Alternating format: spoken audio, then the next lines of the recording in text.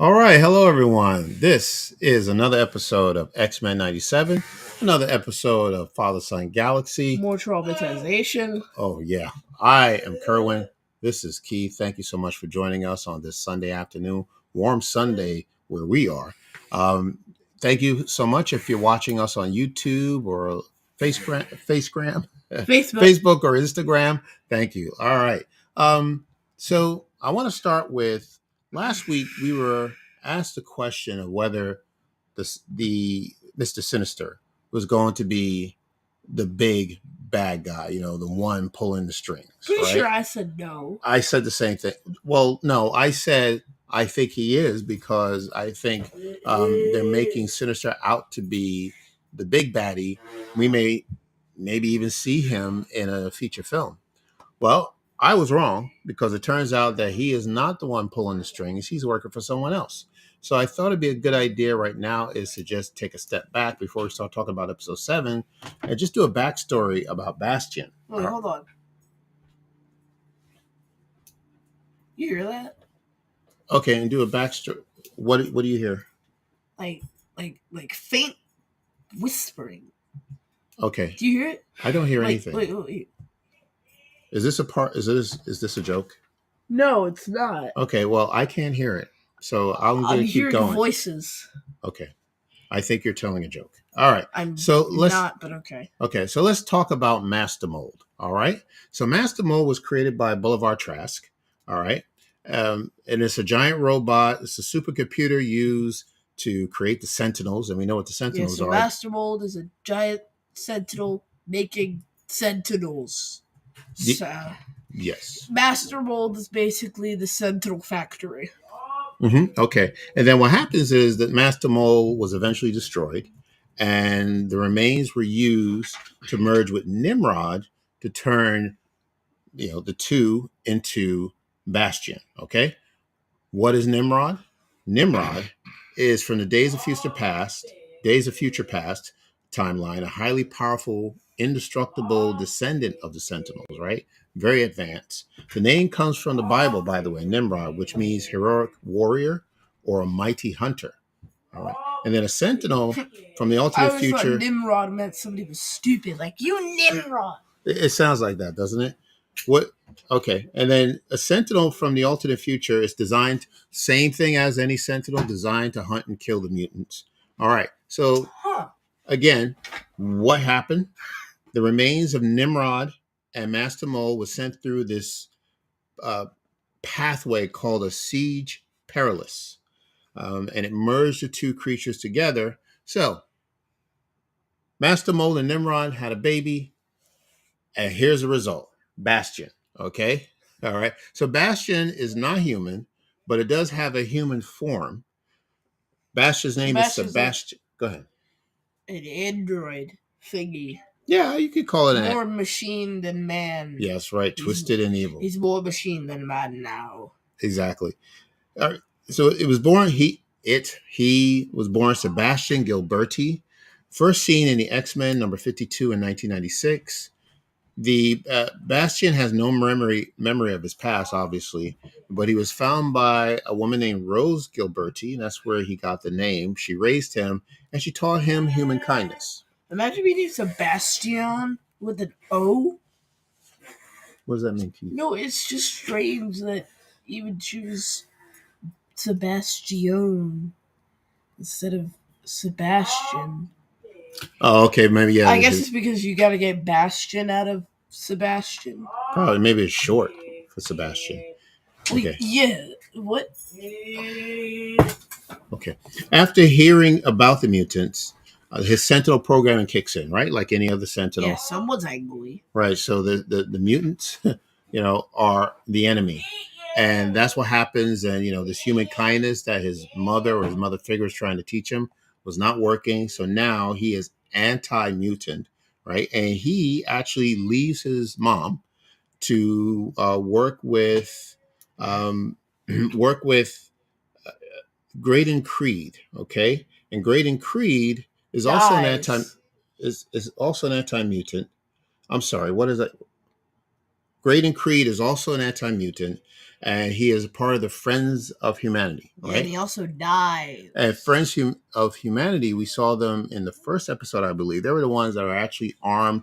The Executioner and in the was a fourth part of the episode, group. they were like, "Die, beauty." Yeah, It's such a weird thing to say. Yeah, and they were a part of the group. Well, the Execution was a part of the Friends of Humanity, and remember they had this Sentinel technology, and they were the ones that actually, unfortunately, took down Storm, and she lost her powers. Okay, that was She's got him back. Yeah, that was back in episode 2 or 3. Yeah, it's taken forever. Mm-hmm. Okay, so that's where we are so far. So that's the backstory of Bastion. Let's talk about OZT. OZT is Operation Zero Tolerance. Okay, this was a crossover story in the comic books. It started in 1997. Bastion and Henry Gyrich, you know this name, used their government influence and powers to seek and destroy mutants across the country. And Bastion, along with the help of Peter Gyrich, developed the Prime Sentinels. All right, and they were humans fused with nanotech to become Sentinel sleeper agents. Now, So just like you get nanotech, and then either like a command word, or you die like Trask did, and then you pop back up as a Prime Sentinel. Yeah, you're going ahead of us, but Completely yes, pretty invincible, much. which Yes. I don't know how you would notice enough nanotech to make you invincible to even Rogue's blasts and punches. Mm. I am interested to know how that happened. Okay. Let's talk about it. Let's find out. All right. We mentioned the name Graydon Creed. All right. So Graydon Creed actually ran in the comic books. Okay. Graydon Creed was very adamant about mutant rights. He did not want them to have rights. He was everything against mutants. He actually ran for president of the United States, and his platform was doesn't everyone? And his platform was that he wanted to make sure that the mutants didn't have, excuse me, any rights, that they were hunted down, and that they had no place among the humans. All right. Did he get assassinated? Yes, I was getting to that part. Yes, he did get assassinated, and that made Bastion very angry. Okay, and then what he did was he went back to the government and he said to the officials, "Look, see, these mutants are very dangerous. They took out a presidential candidate. They're taking out the opposition, the candidates. We got to go after them."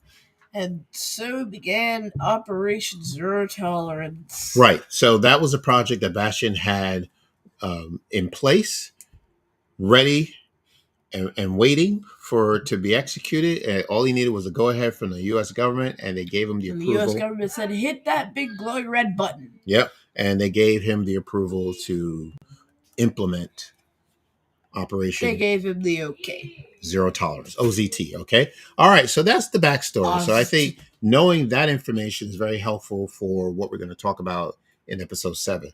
Q&A. Let's see who's here. We got Counselor Alex. Was the Master Mold the same one who was attached by a power cord and said, "I am still plugged in," just before a flood of water came in? That was him, I'm pretty sure. Really? Okay. Yeah, the original X-Men. Ah, interesting. Okay. Oh, there you go. There's the answer. Okay. All right, that's it then. Okay. All right. Thank you very much. Okay. Randomest things. So let's go to episode 7, Bright Eyes. Written by Charlie Feldman and J.B. Ballard, directed by Emmy Emmett Unimura. In multiple ways. Because Gambit has bright eyes, Nightcrawler's eyes are yellow, Cable has a glowing eye, and so do the Prime Sentinels. So... Is that the end of the sentence? That's the bright eyes connection. They all have brighter eyes than normal people. Okay. All right. Let's start off with this scene. I still don't believe that Gambit is gone. All right. And I don't know. Well, I mean, he might be. They did open with a funeral, so if he's not dead, then they're really leading us along here. Yeah. When you see the funeral, it just seems permanent. All right. Thank you, Alex. Good background information. I hadn't read the comics, so I found it helpful. Thank you so much. So now we're talking about the funeral. Very It was very solemn. It was honored. It was honorable for Gambit. We had Kurt, who's actually a priest, giving the eulogy, and he says some very, very intelligent things. I like what he did when he was giving his eulogy. He referenced card playing names and terminology. So one thing he said was, like Gambit would say, life is life, like the cards is wild. Life is wild, right? And told him that he was bluffing, that every gambler has a tell, and modesty was Gambit's. Yeah, somebody should make an X-Men Gambit sense of the song Poker Face. Poker Face, right? I get it, yeah. Yeah, to all the YouTube and TikTok editors out there, that's my task for you today. Please go make that and send it to me at Kate Yard at Fatherson Galaxy. I'll probably post it on the channel. Okay, so you want some poker references. Yeah, because it's a good song, and if somebody can send it to Gambit, I'll be happy. Okay. Now, going back to the funeral, one person that did not make it to the funeral was Rogue. She was too busy bashing tanks. Yes. Well, let's talk about that. So Rogue is on a mission. She wants revenge. She wants to find out who is behind the Sentinels. So what she has no problem going up against the U.S. government, which is actually kind of scary because I feel like there might be some repercussions in that, she literally destroyed a U.S. base. True. Yeah, an army base, yeah. And just to show you how powerful she is, when Ross, General Ross, we know General Ross from the films. He's going to be played by Harrison Ford next year in the Captain America movie. I wonder who did the voice. I don't know. I did see the credits, but I didn't recognize the actor. So General Ross, he references the Hulk because the Hulk, who's stronger than the Hulk, right? Is his villain also. So apparently, that's one out of 6 core Avengers. So apparently, their facilities were strong enough to even withstand the power of the Hulk. So Rogue is more powerful than the Hulk, which is a nice subtle way of displaying just how powerful she is. Yes. And she opened up that base like it was a piece of paper. She opened it up like a can of pickles. A jar of pickles. Yeah. They could come in a can too. No, they don't. All right. They do not, yeah. So they do not, in fact, come in cans. Yeah. So Rogue got in, and they used all their firepower to put her down, and they couldn't. So she took off. She didn't get what she wanted from Ross, and now she shows up in this. They didn't really tell us where she was, like a snowy, swanky hotel resort. Well, no, before that, because this is where she meets Captain America. So it was like a snowy the tundra. terrain. The tundra. Okay, that's where it was. All right. Lucky Rogue, she has flight powers, so traveling from like the desert to the icelands to a resort to, like, I'm assuming that was Japan or Chinatown that they were in at the end of X-Men. Yeah. I don't know, because there were some signs that I think were in Japanese. I don't know. I saw that too. Yeah, I agree with you, but they didn't say for sure. I don't know. I need to keep doing my Duolingo lessons. Yeah, as a matter of fact. That bird is after me, probably.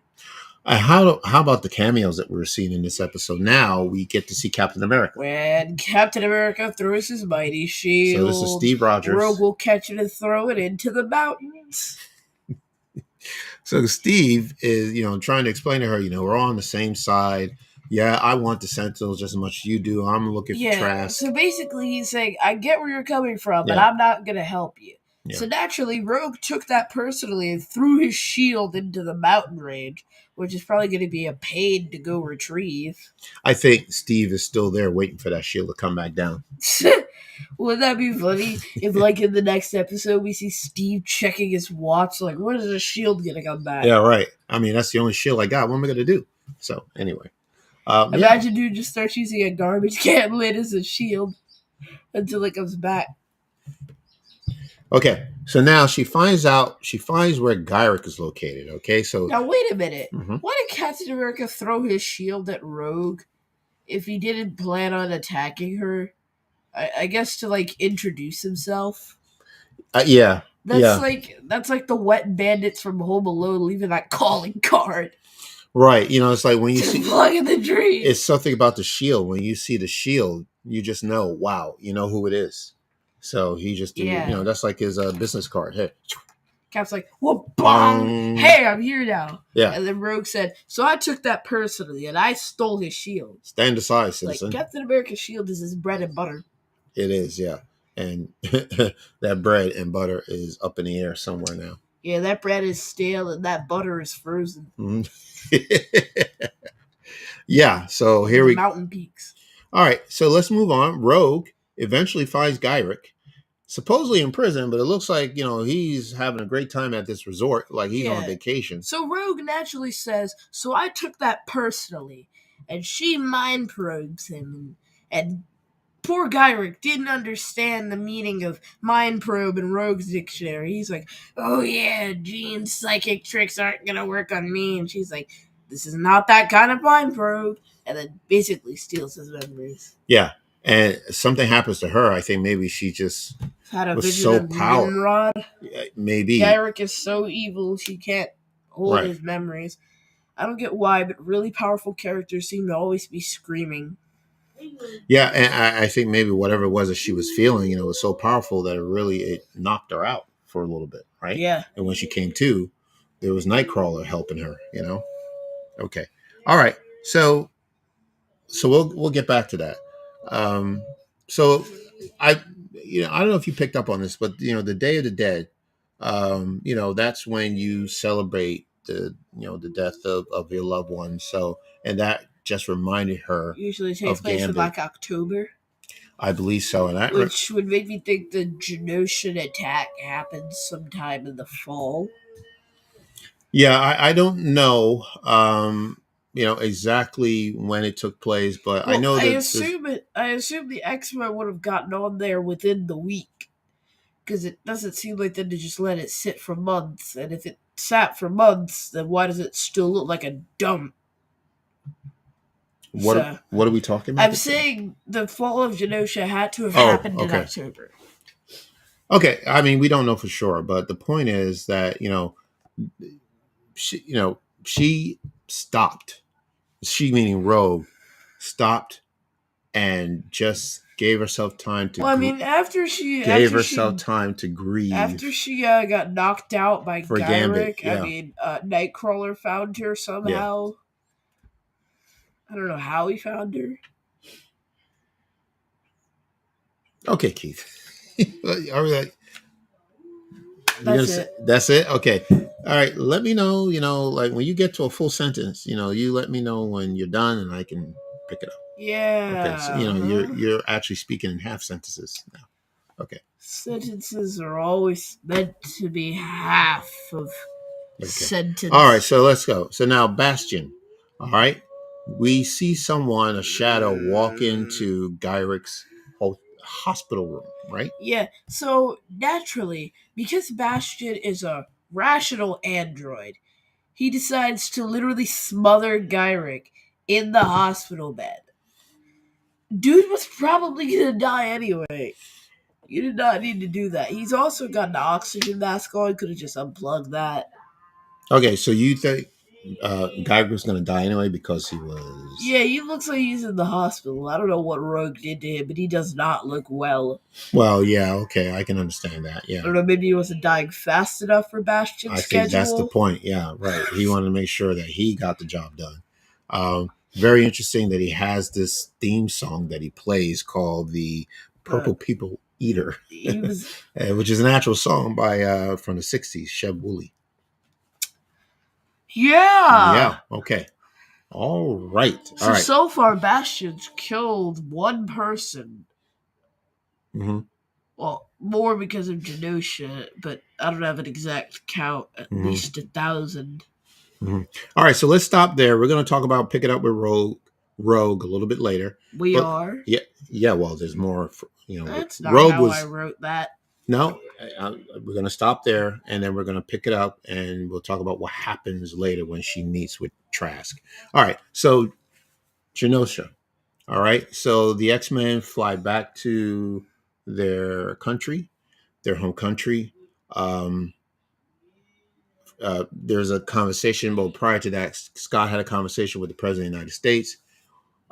Scott is seeking help of the government to, find, any survivors, if possible, from this And disaster. the And the president, senator, I thought it was the president. whatever Yeah, didn't want to do politics anything man about it. he Yes, is, had he's like, yeah, I wanted get it, nothing to do with it. Scott, but I'm not gonna help you, so find somebody else, basically. Yeah. Mm-hmm. Scott's just dropping absolute bombs. He's like, if these were humans, you would have been more worried about death tolls than polls. Yeah. Well, okay. So Scott took I it would up. assume he's a presidential candidate then, because he's mentioning polls. Yes, but okay. So now Scott takes it upon himself. He takes his X-Men and they go to Genosha. Yeah, so he takes it personally. Yeah, and then he says, okay, if they're not going to help us, we'll help ourselves, and that's exactly what he did. They flew down in the jet, checking for Jean signs of joins life. him to go check for survivors. Yes, She gets psychic echoes, which I didn't think was a thing. It does kind of feel like they're just adding new stuff for Jean new Grey powers. To do. Well, I can't say for sure because I don't know what her powers are in the comics. Since when was psychic echoes a thing? And how? I still don't understand the cloning thing. Like, I'm fine if I don't ever figure it out. But explain to me how not a single member of the X-Men noticed that Jean was missing. Not even Jean knew that she was missing. Madeline completely presumed that she was Jean. Mm-hmm. And, in fact, has a relationship with Scott Summers and a child, which means that she's been Jean Grey for at least 9 months, which means it's been almost a year, and nobody has noticed that Jean Grey is not Jean Grey. I hear you. I think there's more to tell with that story, and maybe they'll pick it up, and we'll get some more information. What do you think? No? I don't know. Okay. All right. So now, so they're on Genosha. Who do they find? Emma Frost. Yes, Emma Frost. Yes. Yeah, okay. And Beast is like, diamond transmutation has never been one of her powers. And I'm sitting there like, yes, it has. Yes, right. When we talked about, yeah, because she has those powers in the comic books, right? That she can what's funny? turn into a diamond. She had to make an under pressure joke. Yes, Get it? Diamonds under pressure. She did. Yes, she did. She's like, I've always done well under pressure. Oh, there you go. So she still has her sense of humor. So it's good to know that she's alive. All right. So she's a fan favorite. Okay. Now, I actually want to talk about this because I thought this is a very important part of the episode.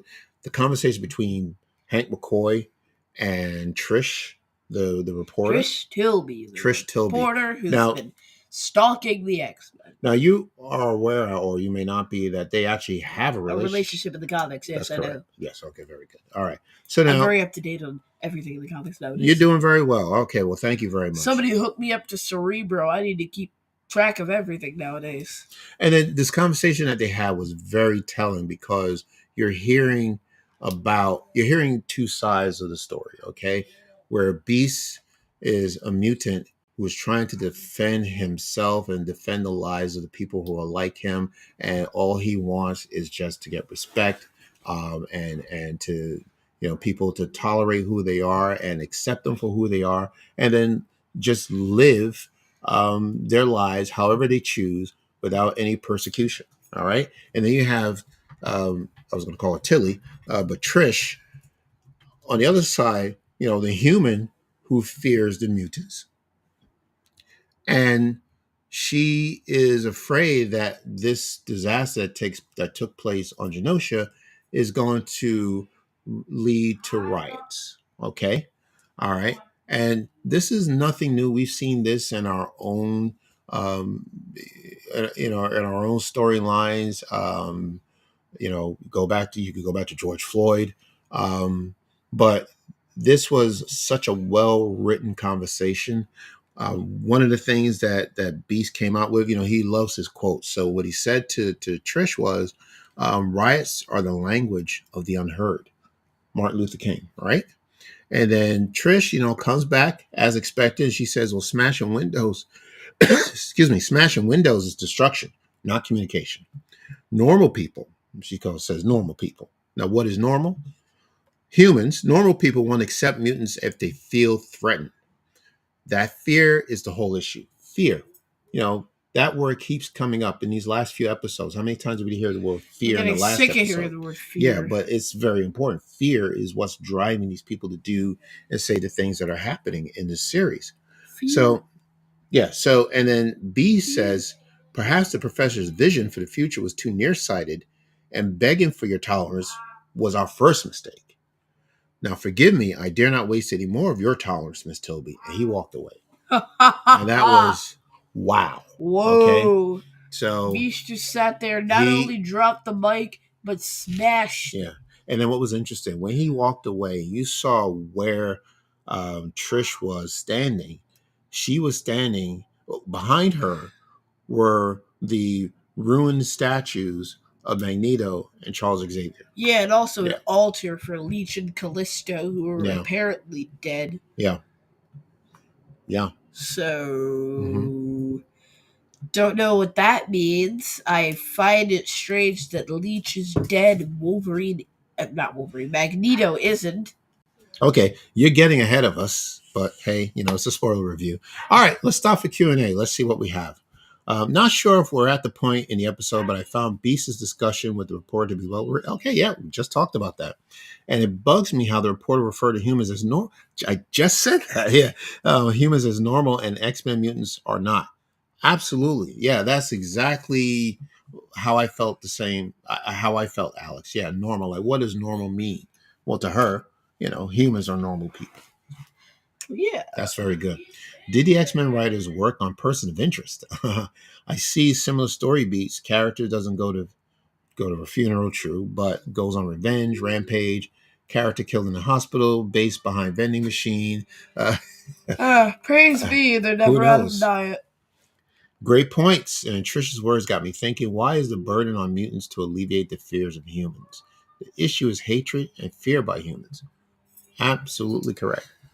Could you imagine if there was a mutant who was the ice cream man, who had the ability to create like any ice cream flavor? I think there actually is a mutant who could do that. I feel like everyone would love. I think mutants. I saw that. Didn't we see that Genosha when they first visited the planet?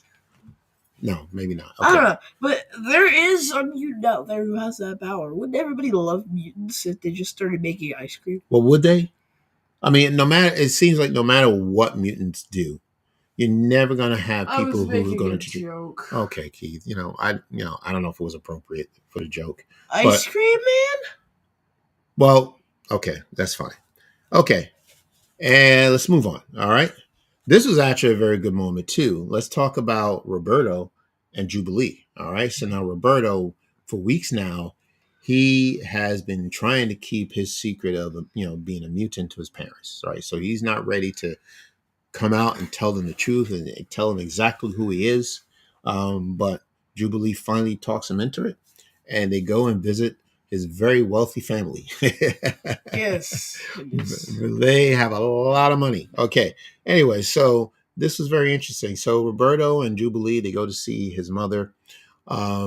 She lives in a very, very swanky and the home is, it's wonderful. They apparently have alcoholic beverages on tap because she seems to be drinking a lot of it. She does seem to have a problem, but it's okay. We don't know. She might have a minor issue. We don't know how far it goes, but she does love her wine. And I picked up on this. I'm an adult. I'm going to tell you the truth. I see adult things. Like. So this is something that I picked up on. So when she came into, they came into the living room, they were ready to talk to her. She poured herself a drink. Now, she didn't ask them if they wanted anything to drink. Well, I mean, they were minors. I'm pretty sure. No, but I mean, like, well, do you liquor. Want some water? Do you want soda? Do you want some juice? Nothing. So, well, I mean, I'll she made sure to pour herself. I think she was getting ready for a difficult conversation. That could be true, right? Yeah. Well, not really, because as it turns out, she had um she had an inkling as to her son being a mutant. Yeah, So it was because he not a burned down surprise. their home 4 times and Yeah, went on a no, cruise no, ship that got. he burned down 4 homes. Well, yeah, Right. burned down their home four Well, times. he It's okay. four separate You're homes, right, but four you want to different make that times. point. That was very All interesting right, that he they had. burned down 4 homes, and thanks semantics, and his yacht got attacked by Somalian pirates. No, okay, What? all right. Okay, so What? now look, I'm just talking about how much money they have. Like 4 homes, meaning like they could have 10 homes. Like, well, he burned down 4 of the homes. I thought that was interesting, and he has a yacht, apparently too. Well, So I I'm do just. wonder Mhm. why. Honestly, I feel like if I burned down one home, I would kick myself out. Because you don't You would just. kick yourself out. Yeah, you don't just casually burn down a home and then be like, oh yeah, we'll just get another one. Especially not in this market. Well, they can afford it. All right. So now I guess here's the so. thing. I So wonder what they do for a living, though. okay, I don't know, but so she did make a point to tell him, I know, I already knew you were a mutant, and she's okay with it. However, you got to keep it a secret because apparently she is the head of a company. She's like, the investors, they And won't like it. right, she is concerned about her shareholders because she doesn't want them to know about it because they could get spooked and maybe start taking their money out of the company, and that's something that they don't need. So basically, her goal is to maximize her profit and minimize investors pulling out. Yeah. If that means keeping her son's mutant identity hidden from the public, so be it. Exactly. Is that the right thing to do? Yes. It is. Okay. All right. Isn't that exactly what Roberto's been doing the whole time? What, keeping it a hiding it from secret? his parents? Well, I thought that was his goal. I mean, well, yes, at first, but Jubilee made some very good points. So, like, well, what happens if you were a casualty at Genosha, and they want to know, well, why are you there? I mean, that's a planet, that's a country for mutants. So why are you there? And they had no idea, and they hear it on the 5 o'clock news, just like Jubilee say. I mean, that's going to be heartbreaking for the parents to hear something about that about their child and not know. So he did the right thing to tell them the truth, which she already knew, but then she's telling them to keep it to himself. So I don't know how that's they going to still work had out. 5 o'clock news in 1997. Yes, they do. They have it right now in 2024. Yeah, but nobody talks about 5 o'clock news. Okay. All right. All right. So again, wonderful scene. This episode was 35 minutes, and I feel like it packed a lot of information on here. All right. So we're just about there. So let's talk about Trask. Okay. Now he's on the run. Um, he reaches out to the X-Men asking for help, and he wants them to, you know, come to this location, and then he leaves a clue. They'll never out of diet. So dude is the Riddler now. Yeah. So of course they go to this place. They found these advanced sentinels that are being cybernetic skeletons. Yeah, right, created. Where does this technology come from? Nobody knows. The riddle regarding the diet. So Morph goes into the vending machine. He picks up a diet soda. He drank it. I wouldn't have drank it, but he did, and then it opened up some kind of door, secret door. It isn't a vending machine. I don't think anybody would go out of their way to poison a drink in a vending machine that's full of the exact same soda, assuming that they just might pick that one poisoned soda, right? And then it actually gets to them. Because a lot of vending machines have a lot of food that misses the mark, and they don't actually get it. So, he's probably safe. Okay. Well, apparently it is because he's fine. All right. So they eventually find Trask, and he is in deep trouble. Yeah, dude quotes Oppenheimer. He's like, now I have become death. So he has realized what he has done, that he has created these sentinels And now he's regretting what he did by creating them. He said, I made the Sentinels to protect normal people. There you go again, normal people. Yeah, Now so I he's have about become to death. Yeah, so he's about to jump. Yeah. And then Rogue catches him and she's like, you got any more information for us? And he's like, that's all I know. And Rogue says, okay then, and drops him. Drops him. I couldn't believe it. He's dead. But is he? Yes. Well, he comes back. Dead. He comes back as a zombie monster prime sentinel. Yes. This was very interesting. I mean, he looked like the undead. Yeah, also, strange thing I noticed, he turns his head 180 degrees, but then he turns back around to face them and then pops his head back into place. Mm-hmm. So I don't actually understand why he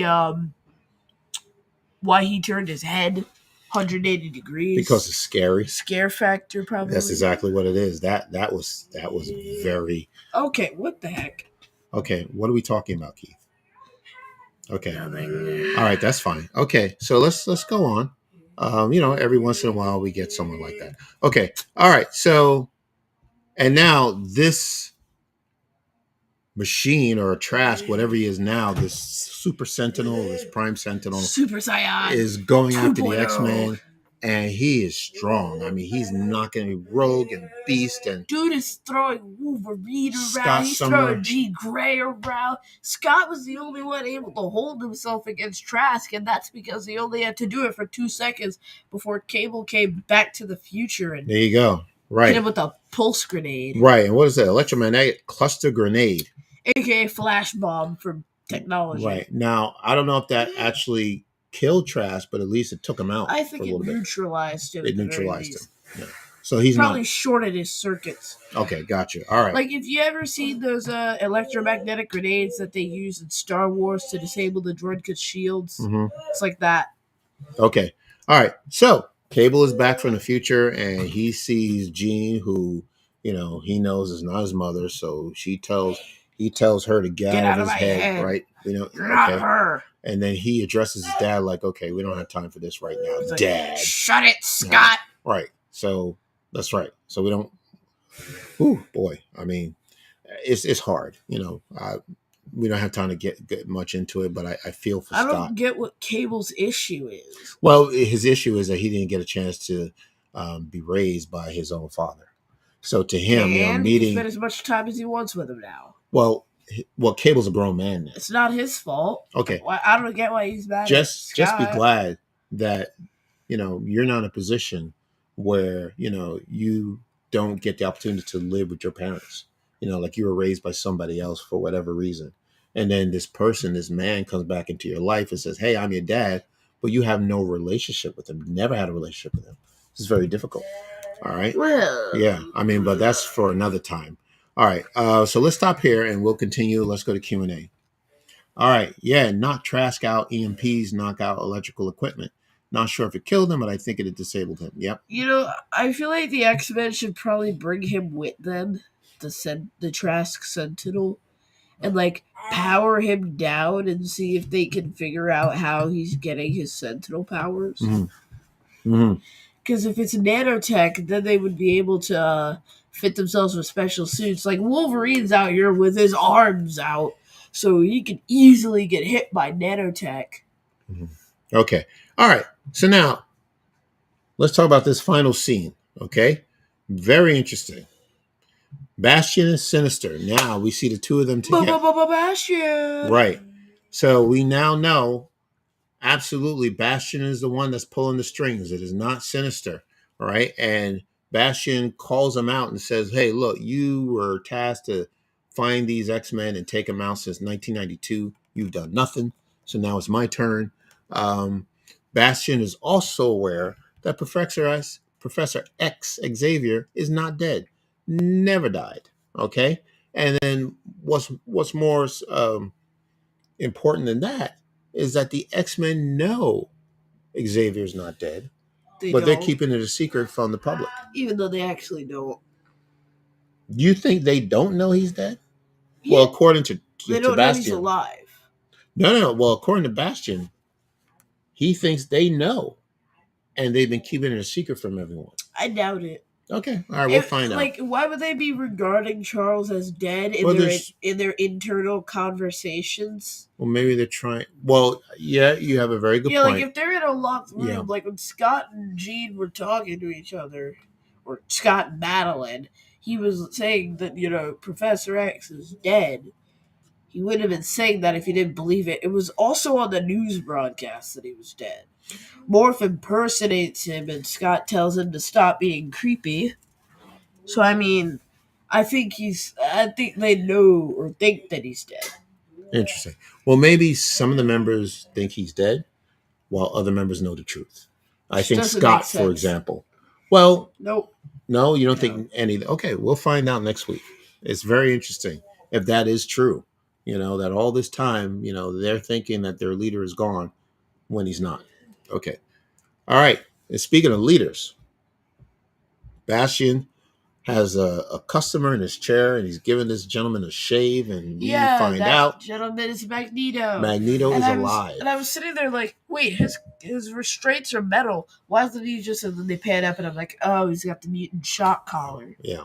So, and then there's that song again, that purple people eater, one-eyed, one-horned, flying purple people eater. Yeah, very interesting. So now. Wow, that sets us up for episodes 8, 9, and 10. Now tell me why Bastion is shaving Magneto. I think it's a metaphor. I wish I wrote down what he said, but yeah, he was saying like music is like a towel; it makes things soft. Yes, true, right. It's like heat. Right. Yes. If it's soft, it's easy to cut as long as you don't move. Something like that. I don't catch his drift. I'm not sure what he was doing. He was trying to give. Dude might have had a little bit too much of that funky juice before he started speaking. No, I wish I wrote down what he said, but what he was trying to tell basically Magneto is you got to listen to me very carefully because I'm the one that's holding the blade, and you never had a shave. But if you've been in a barbershop and you've had a shave, you have to sit still. I'm not saying don't breathe, but you. What? No, listen to me because you have not been through this. So I'm speaking from experience. When you're getting a close shave, right, you're expected to just remain still because you have a blade that's coming down your face, around your neck. So what Bastion say to him, okay, well, I'm in control, right? Bro says, stop moving, Magneto. I'm in control. You need to follow my instructions or else you get cut. You get this, or this happens to you, or that happens to you. So if you decide to move and do something that I tell you not to do, there's going to be trouble. So dude said, stop moving, Magneto. Yes. Stop it. Right. Stay still. So that's what I get out of it. So Bastion is in control. That's it. And what better way to say that metaphorically is a barber giving his customer a close shave. That is really random. Okay. Is Bastion playing dress up or something? What do you mean? Is he like playing? Is this a make believe thing? I don't understand. Okay. We don't have to know all the answers. Look, 8, 9, and 10, they're coming. We'll talk about this some more. But we have reached a point where that is our review of episode 7. We're going to get into the news and announcements. If there are no Q&A at the moment, let's just get into it. We got a lot going on. This weekend is May the 4th weekend, all right? So here we go. Podathon, May the 4th, all right? Star Wars fan community is set to unite once again for Podathon 2024, an all-day marathon event in support of the Make-A-Wish Foundation. Hosted online at thepodathon.com. That's the same place where you can donate as well. This is the 4th annual fundraiser, aims to make dreams a reality for children facing critical illnesses. Starting at 9 a.m. Eastern Time on Saturday, May 4th, and continuing until late evening, Star Wars enthusiasts, celebrities, and content creators will join forces in a live stream extravaganza dedicated to raising funds for the Make-A-Wish Foundation. Throughout the day, viewers can tune in to enjoy content from a dozen of the most popular Star Wars fan creators while having the opportunity to contribute directly. All right, so every donation received will directly benefit the foundation. We have already announced who is going to be there. A lot of content creators, celebrity guests. We are part of it. We are honored that we got to interview the legendary Billy D. Williams.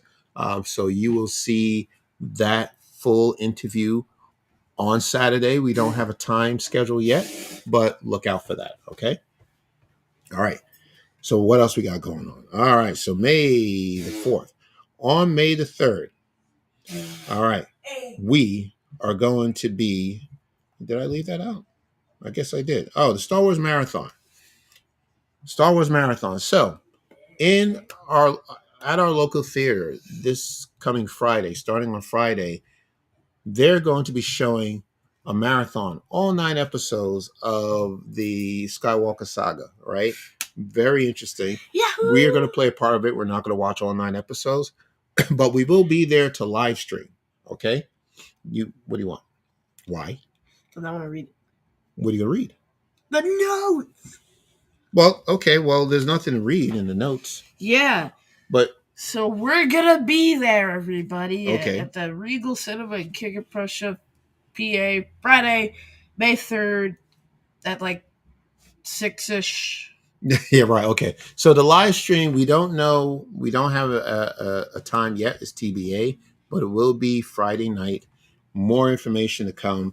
We will be live at the Regal Theater in King of Prussia. They have a schedule. The first film starts at 8 p.m. on Friday, May 4th. That's The Phantom Menace. And the last film, The Rise of Skywalker, will start at 5:15 on Saturday. So everything in between. There's a 20-minute break between each film. It's very cool. If you're one of those people that are going to be there, we'll hope to see you on Saturday. That should be fun, right? And we're hoping that we'll maybe get to talk to some of these fans who are actually going to see these 9 films. All right, let's talk about Fan Expo Philadelphia. So, Fan Expo Philly is in 4 days, 15 hours, 24 minutes, and 10 seconds. They have a clock.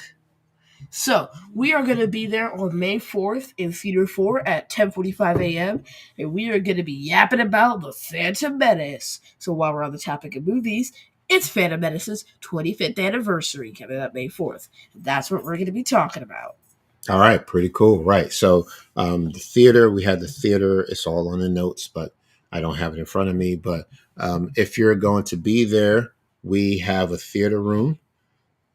Let's see. We have it written down in the notes, but the notes. Okay. We'll come back to that. We'll find the theater room in case anybody's listening. So you'll need to know where we are. Theater 4. Okay. So 10:45 a.m. at theater number 4, level 1, room 121A. Did say that. All right. That's where we're going to be. Okay. And then in addition, we got Saturday is comic book day. So, if you're stopping by your favorite comic book shop, just pick up some freebies. And then Star Wars Tales of the Empire also dropping on May the 4th. All right. Yeah. 6 short episodes. Look forward to that as well. And I think that covers it. That would be it. All right. Do we have any more Q&A? We'll wait for any final thoughts or comments from anyone. In the meantime, Keith, we got Alex. So Alex says I think Bastion did that shaving scene to show that he was in control and make Magneto feel powerless and humiliate him. That makes sense to me. Will this be your first theater live stream? Yes, it will be. This is going to be our no. It's not. Well, it's our first live stream, but we have shot videos at this theater, so. Yeah, right. These were like after theater reviews, after movie reviews. We did that, but we didn't live stream it. We actually recorded it and put it up on YouTube. But this will be the first time we'll be actually live streaming. So we're excited about it. So more information on that, Alex, in the next few days. All right, Keith, where can people find us? You can find us wherever you get your podcast, socials, Facebook, Twitter, and Instagram at Fellas and Galaxy, website fellasandgalaxy.com. Please check out our merch store, fellasandgalaxy.myspressshop.com, and our Patreon page, patreon.com/fellasandgalaxy. Thank you to our patrons, Mary B. and Boraxium. We will be back on Wednesday for the final episode of The Bad Batch. We have no idea what is going to happen. They're keeping it close to the vest. They, as in the creators, the writers, the executive producers. We are looking forward to that. I'm sure that's going to be something that we're going to be talking about for days. Okay, so can't wait for that. And we're also getting episode 8 of X-Men 97. And the finale of Batman. Yeah, I'm really excited for the finale. All right, so just going to load us up and let us off. That's right. We're going to make room for all of this good stuff that's coming in the next few days. All right. We got to make some room on our plates. Big week this week. This was the buffet. Yeah. And main course is coming up. My analogy's dead. All right. And we are out. So thank you everyone for watching us. We really appreciate it. We love doing these live streams to talk to you. So until next time, take care. And we will see